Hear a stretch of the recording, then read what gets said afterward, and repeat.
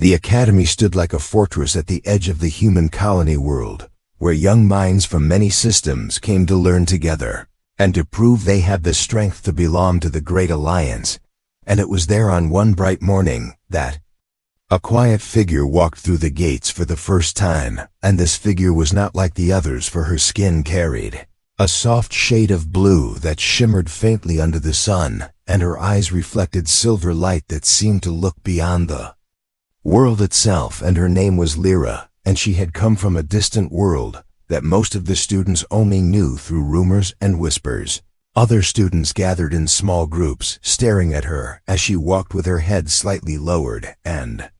though she tried to hide her unease the way her hands tightened around the strap of her small bag revealed her nervousness, and already the voices began to rise in hushed mocking tones that spread quickly, like fire through dry grass. And some said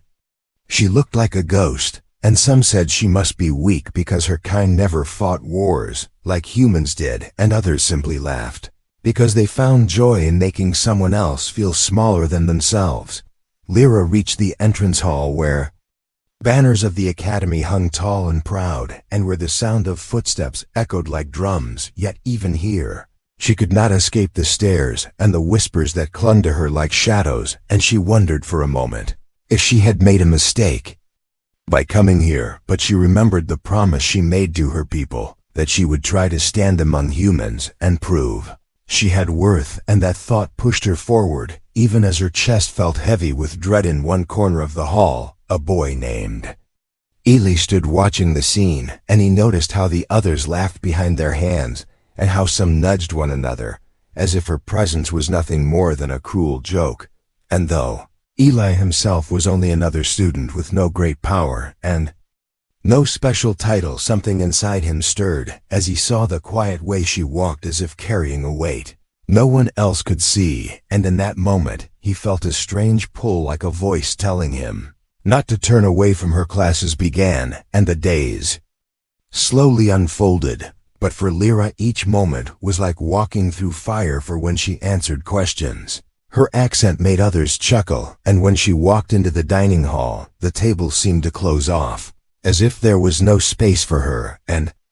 when she tried to sit alone, the mocking words still reached her ears like blades, piercing the thin shield she tried to keep around her heart. And though she wished to ignore them, she could not escape the sting of their cruelty. Ely saw this again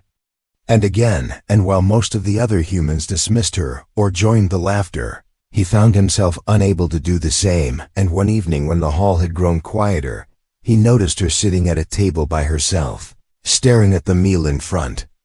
of her, but not eating, and her hands were trembling slightly, as if she was fighting hard not to cry. And something inside Ely told him that silence would only make him part of the cruelty, so he walked over and placed his tray down beside hers. Lyra looked up, startled at first, for no one had ever chosen to sit with her, and her silver eyes widened as she studied him, and for a long moment no words passed between them, and the air felt heavy, as though even the walls waited to hear what would happen. But then Eli gave a small nod and said only a few words, but they carried more weight than all the whispers of the others, for he said, "You should not sit alone." At first Lyra did not know how to respond, for she had learned to keep her distance, to shield herself from rejection. But there was something steady in his eyes, something that did not carry pity or mockery, and slowly she allowed herself to breathe a little easier, though she still kept her guard high. And she spoke softly, saying that she did not want to cause him trouble, for she knew the others would mock him too if he stayed near her. But Eli only shook his head and said that trouble did not matter if the right thing was being done. From that evening, a small fragile bond began to grow between them, though the rest of the academy did not see it yet, and though Lyra still carried the scars of their cruelty. She now had one seat beside her that was not empty, and one voice that did not mock, and even if it was small, compared to the laughter of the many, it gave her a thread of hope that perhaps she was not entirely alone yet. The whispers in the academy only grew louder, and some students began to notice that Ely sat with her and walked with her, and though he tried to ignore their words, he could feel the shift of eyes on his back and hear the laughter behind him, and already a quiet storm was gathering in the halls of the academy, one that would soon test not only Lyra's strength but also his resolve. The academy days moved like a heavy tide that carried Lyra forward, whether she wished it or not, and though she had found one place of calm beside Eli, the storm around her never truly stopped, for each morning when she walked into the lecture halls, the whispers began to coil through the air like snakes, and every mistake she made seemed to echo louder than the mistakes of others, and every pause in her speech gave them new reasons to laugh, and yet she forced herself to sit upright and keep her eyes forward because she remembered the promise she had made to her own people, that she would not run from this challenge, even if the ground beneath her felt like shifting sand. Daily watched this again and again, and he began to notice things about her that the others never cared to see, like how quickly she understood the patterns of the stars in their navigation classes, or how she stayed behind after lessons to study alone for hours until her hands trembled from exhaustion, or how she carried in her small bag an old stone charm from her homeworld that she would hold in her palm whenever the mocking grew too heavy for her to bear. And in those quiet details, Eli saw not weakness, but strength, because he understood that it took more courage to endure cruelty without striking back than it did to join the crowd and laugh. It was during one long afternoon lesson that the teacher spoke of the coming trial test, a survival simulation that all students were required to complete, and the moment the words reached the hall, Eli felt a shift in the air, because every head turned slightly toward Lyra, and the smirks began to spread across faces like fire across dry leaves, for they were already certain she would fail.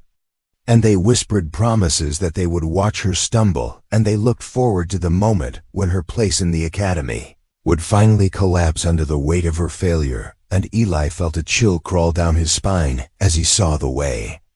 their eyes glowed with cruelty. That night, when the hall had quieted and the lights had dimmed, Lyra sat by herself near the edge of the courtyard where the stars shone bright above the academy towers, and Eli came to sit beside her without speaking.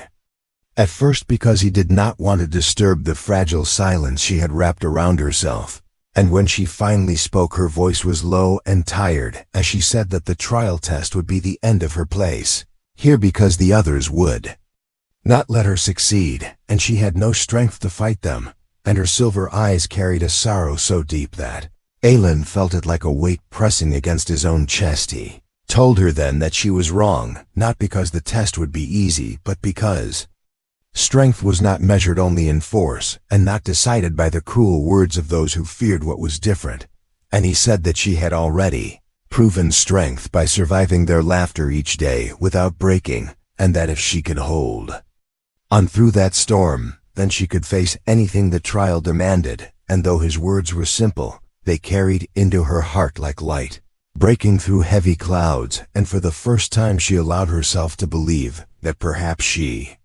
was not doomed to fail. From that night onward, Lyra began to meet Eli in the study hall, where he would explain the systems of the simulation and walk her through the drills that the teachers gave little attention to. And though she stumbled again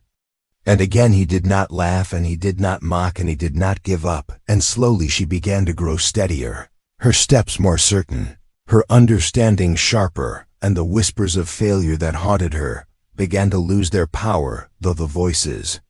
of the others still pressed hard against her spirit. But the cruelty of the academy students did not fade. Instead, it twisted into new forms, for they began to spread rumors that Eli only sat with her because he pitied her, and they said that he wasted his time, and they said he would fall behind because of her. And though Eli ignored them, their words carried like daggers through the halls and reached even Lyra, who felt again that she was a burden too heavy to be carried, and she tried to step back from him, telling him one night that he should leave her alone because she did not want his future to be destroyed by her shadow. But Eli only answered with steady resolve, saying that no shadow could erase the worth of doing what was right. It was then that she told him more of her story, than she had told anyone else before how her world had been scarred by famine and storms, and how many of her people believed they would never survive unless they proved themselves to the wider stars.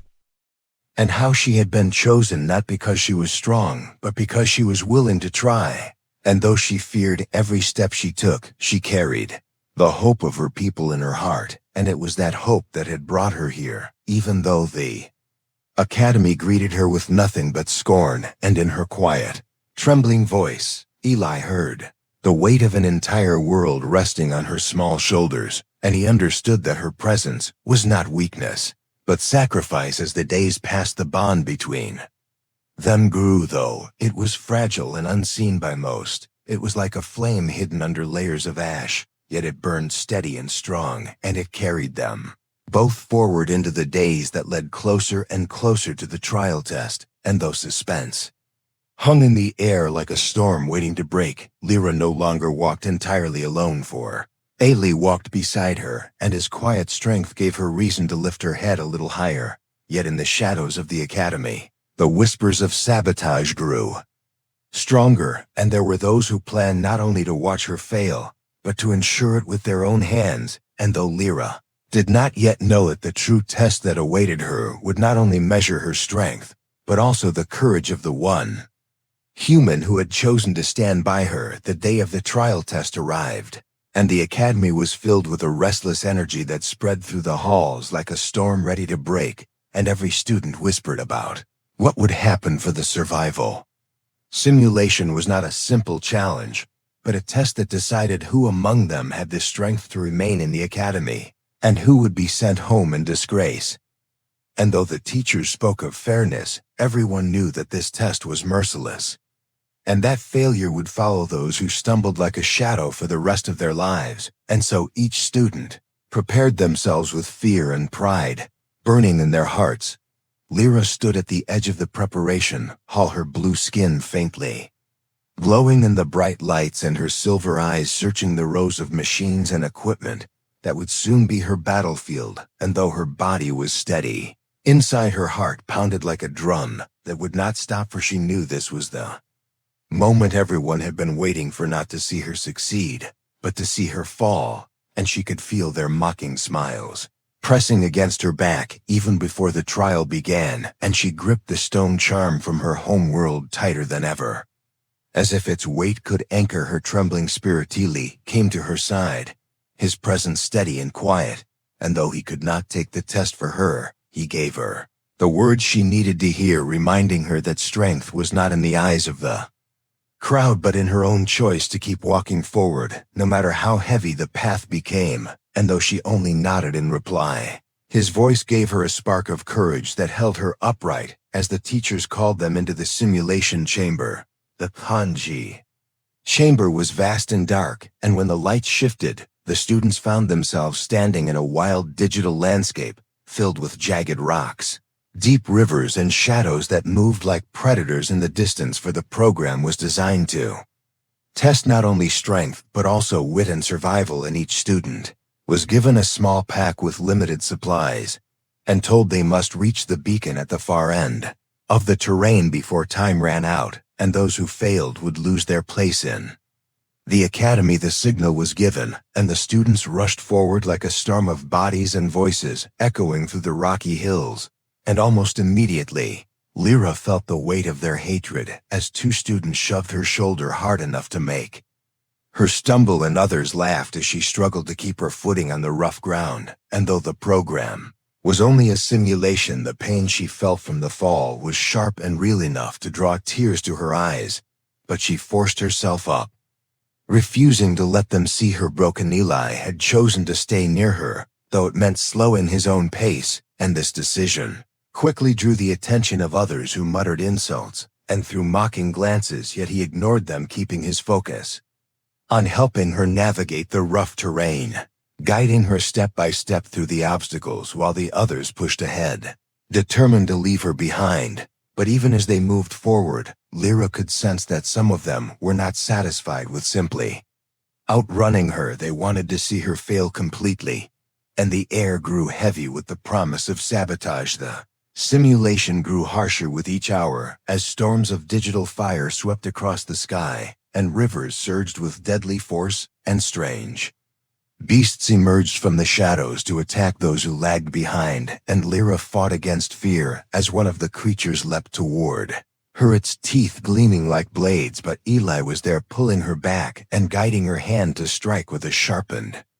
rod from her pack, and though her arms trembled, she struck true, and the beast dissolved into smoke, leaving her panting and shaken. But still standing, each step forward became a war against exhaustion and doubt, and while Eli encouraged her with quiet strength, the other students whispered louder each time they crossed paths, saying she would not last until the end, and laughing when she tripped or slipped. And yet, in their laughter, Eli saw the truth of their weakness, for they wasted their strength on cruelty, while Lyra kept moving forward step by painful step, and he realized that her courage shone brighter than all their pride. Hours passed, and the terrain grew crueler, and soon they reached a narrow bridge across a deep chasm where the wind howled like a living thing, and as Lyra stepped forward, one student deliberately kicked the edge of the bridge, making it sway violently, and she lost her balance for a heartbeat and almost fell into the endless dark below, but Eli grabbed her arm with all his strength, pulling her back while the other students laughed and pushed ahead without looking back. And in that moment, Lyra understood that this was not only a trial of strength, but also a test of who would stand when others tried to make her fall. Her legs ached and her body cried for rest, yet she refused to stop, and with Eli by her side, she pushed through the forests of shadows and the storms of fire. And though the beacon still lay far away, the spark inside her heart grew brighter, for she realized that every cruel word, every shove, every trap laid against her could not break her if she chose to rise again and again, and that choice was hers alone. And with each step, her fear began to turn into quiet strength. As the final hours of the trial approached, the students grew more desperate, for the beacon glowed faintly in the distance, and those ahead of them raced faster, leaving behind the weak and the broken. And in that desperate rush, one group of students blocked Lyra's path, pushing her back into the mud and laughing as they told her she would never reach the end. But before she could even rise, Eli stood in front of her, facing them with eyes filled not with anger, but with unshakable resolve, and he told them to move aside, for they had already proven enough cruelty, and if they truly wished to show strength, they should run toward the beacon instead of wasting time trying to destroy someone who had already shown more courage than any of them. Students sneered and cursed him, but they stepped aside in the end, for there was something in his voice that made even their pride falter. And Lyra slowly rose once more, her body covered in mud, her breath heavy, but her spirit burning with fire. For she understood now that she was not walking this path alone, and that gave her the strength to take another step, and then another, until the beacon light glowed brighter against the dark sky. The trial was not yet over, and danger still waited between them and the beacon, but in that moment, a change had taken root inside Lyra, for she no longer believed that she was destined to fall. And though the shadows still whispered and the enemies still laughed, she carried within her the strength of every step she had taken, and the quiet, unwavering support of the one human who refused to let her stand alone. And together, they moved forward into the storm with courage stronger than fear. The beacon glowed far in the distance like a star waiting to be reached, yet the path between Lyra and Eli, and that light was filled with danger, and time was running out as the sky above the simulation cracked with thunder, and the ground shook beneath their feet, and the voices of the other students carried through the storm like echoes of mockery, reminding Lyra again and again that they expected her to fail. But she forced herself to keep moving, her body heavy, her breath sharp, yet her spirit refusing to bend, because she had already come too far to give in now. As they pushed forward through the burning fields and the shifting rocks, the program twisted suddenly into chaos, for something in the system malfunctioned, and the digital storm that was meant to test them became a storm that threatened to kill them, and the shadows of the beasts grew larger and stronger, no longer following the patterns of training but moving with violent hunger as if they had been set free from the rules of the trial, and panic spread among the students as they realized that this was no longer only a test but a real fight for survival. Lyra felt the ground split beneath her feet as fire erupted from the cracks, and one of the creatures leapt toward her, its jaws wide and its roar tearing through the air. And she raised her arms in terror, but Eli was there once again, pulling her aside and striking with the sharpened rod until the beast shattered into sparks that faded into the storm, and even as they caught their breath, the simulation twisted further, the sky raining shards of burning light that struck the ground like falling blades, and the students screamed as they scattered, searching for shelter that was not there. It was then that one group of students who had mocked her the loudest found themselves trapped inside a deep ravine as the rocks above loosened and fell like thunder, threatening to crush them, and their voices screamed for help, but none of their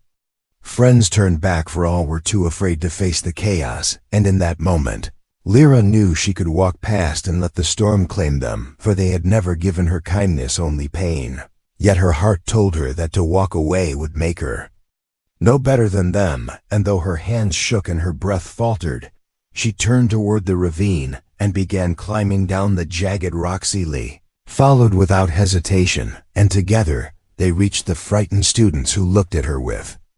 disbelief as if unable to understand why the one they had mocked would come to save them. And though fear burned in her chest, Lyra used the knowledge of her world, the skills her people had passed down about stone and weight and balance, and she guided them step by step to a narrow escape path that even Eli would not have seen without her help. And when the last of them climbed free just before the rocks collapsed, she collapsed to her knees, her strength nearly gone, but her spirit still unbroken. The other students stood in silence, staring at her, their faces pale, not only from the storm, but from shame. For they had wished to see her fall, and instead she had saved them with knowledge and courage. None of them had, and though no words passed between them in that moment, something began to shift like ice cracking under heat, as if the wall they had built around themselves to keep her out had been struck by her bravery. But the storm did not end, and the beacon still glowed in the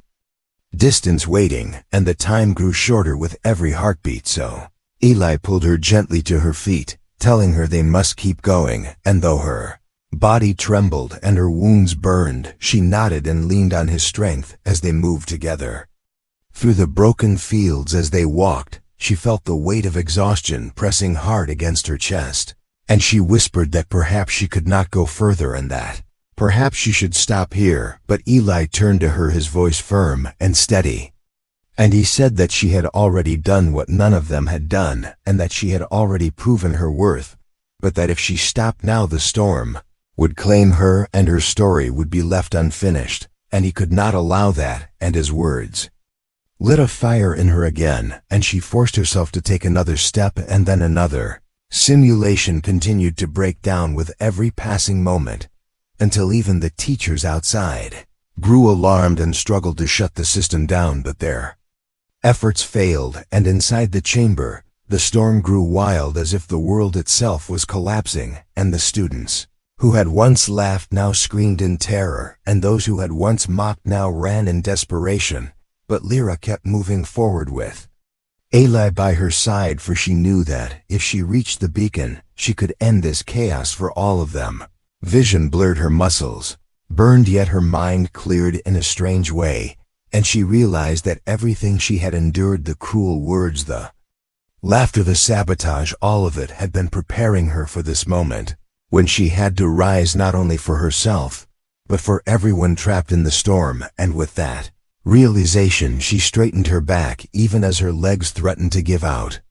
and she walked faster, pulling Eli with her, until the beacon was no longer a distant glow, but a light burning so close she could almost touch it. Other students followed behind now, silent, no longer mocking her, no longer laughing, for they had seen her strength with their own eyes, and though their pride would not let them speak yet, their silence was louder than their insults had ever been. And in that silence, Lyra felt something shift within her, a strength she had never known before. As they reached the beacon, the ground split one last time and a massive shadow rose from the fire, a creature larger and darker than any they had seen before, its roar shaking the entire world as it blocked their path, and the other students froze,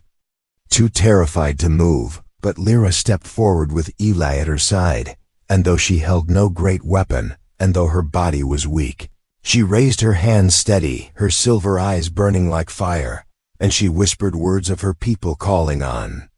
the courage of her ancestors. And then she struck with all her will, and Eli struck with her, and together they shattered the shadow into sparks of light that vanished into the sky. Beacon pulsed with a brilliant glow, and the storm began to fade. And the land grew still as silence fell over the world, and one by one the students lowered their heads, not in mockery, but in respect, though no words were spoken. And as the chamber dissolved, returning them to the academy hall, Lyra stood breathing hard, her body aching, but her spirit blazing with a fire none could ignore any longer. Chamber faded away, and the storm dissolved, and the students found themselves standing once again inside the bright metal walls of the academy hall. Yet the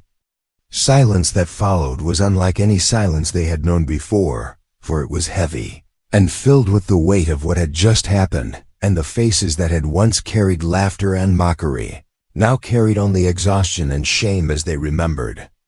how they had run while Lyra had stood firm, and how they had mocked her weakness while she had shown the strength to save even those who did not deserve her kindness. Lyra stood in the center of the hall, her body trembling, her blue skin marked with scratches from the simulation. Though they were not real wounds, they still burned like memories etched deep into her flesh, and her silver eyes lifted to meet the crowd, and for the first time she did not look away, and for the first time they did not laugh, for they had seen her courage with their own eyes, and they could not deny it anymore. Eli stood beside her, steady and silent, his presence like a shield that had never left her side through the storm. And though his own body was weary, his heart was strong, and he felt a quiet pride that burned brighter than the shame of the others, for he had chosen to stand by her when all others turned away, and now the truth of that choice shone clear for everyone to see. Teachers entered, their voices loud at first, demanding to know how the system had broken and how the storm had gone so far. Yet their words faltered as they looked upon the students and saw the way every eye turned toward Lyra, not with cruelty, but with respect that none had given her before. And one of the teachers asked her how she had done it, how she had kept her place, when even the strongest had nearly given up, and her answer was simple. She said she had not walked alone, and her eyes shifted toward Eli, and in that single moment, the truth of their bond was written for all to see. But the respect of the crowd was not enough to erase the pain she had carried for so long, and as the days passed, whispers still lingered, though they no longer mocked. Instead, they spoke of her bravery and of her strength, and though some still clung to pride, most had begun to see her not as a shadow among them, but as one of their own. And slowly the walls that had kept her apart began to break, not with sudden change, but with small gestures of quiet respect, like a nod in the hall or a space left at the table beside her. Lyra did not forget the cruelty she had endured, and she did not forgive it easily, but she carried it like a scar that reminded her of who she was and of the path she had walked. And though her steps remained careful, her heart no longer beat with fear, for she had proven to herself and to them that she had strength, and that was something no one could take away again. Eli remained her closest ally, and more than that, he became her friend. And though the others sometimes whispered, still he no longer cared, for he had seen the truth of her heart, and he knew that strength was not measured in pride or cruelty, but in kindness and in courage. And he felt honored to have walked beside her through the storm, and to have held her hand when the world itself tried to break her. And he knew that whatever trials lay ahead, he would stand with her again without hesitation. The academy soon prepared another ceremony to honor those who had survived the trial, and though the teachers praised many names, it was Lyra, who stood at the center, her figure small yet steady, and her eyes bright, and when the leader of the academy spoke, he said that true strength is not found in the power to destroy, but in the power to endure and to protect, and that in this trial it had been shown most clearly by one who had been doubted the most, and in that hall every student turned toward Lyra, and this time no laughter rose, only silence and respect. When the ceremony ended, and the hall grew quiet, Lyra stepped outside into the night air, and Ale walked beside her, and for a long moment, neither spoke, for the stars above stretched wide across the sky like endless rivers of light, and both of them felt the weight of the journey that had brought them here. And finally she whispered that she had once thought she would never belong, that no matter what she did, the others would never see her worth, but now she understood that belonging was not about the approval of the crowd, it was about the strength to stand even when the crowd turned against her, and about the one voice that chose to stand with her when all others were silent. Eli answered with quiet certainty, saying that sometimes one voice is enough to change everything, and that he had not saved her, but that she had saved herself. And in that truth he felt no need for pride, only gratitude that he had been able to walk beside her when she needed someone most, and his words made her eyes grow soft with emotion. Though she did not cry, for her tears had already been shed in silence too many times, and now she felt not sorrow but peace. As the days turned into weeks, the academy changed in small but steady ways, for the students who had once mocked her now thought twice before speaking cruelly to anyone, and the ones who had been silent bystanders began to step forward more often when they saw injustice. And though not all hearts were changed at once, a seed had been planted by her courage and by his loyalty, and that seed grew into something stronger than fear. It grew into respect. And so the story that began with an alien girl mocked and cast aside ended with her standing not as an outsider, but as a member of the academy, whose courage had saved them all, and whose quiet strength had broken the walls of cruelty and taught them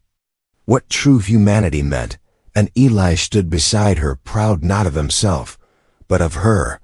and together they faced the future with eyes steady and hearts unafraid, for they knew that whatever trials waited ahead, they had already proven that kindness and courage could change even the coldest hearts, and that was a truth no storm could erase. The end.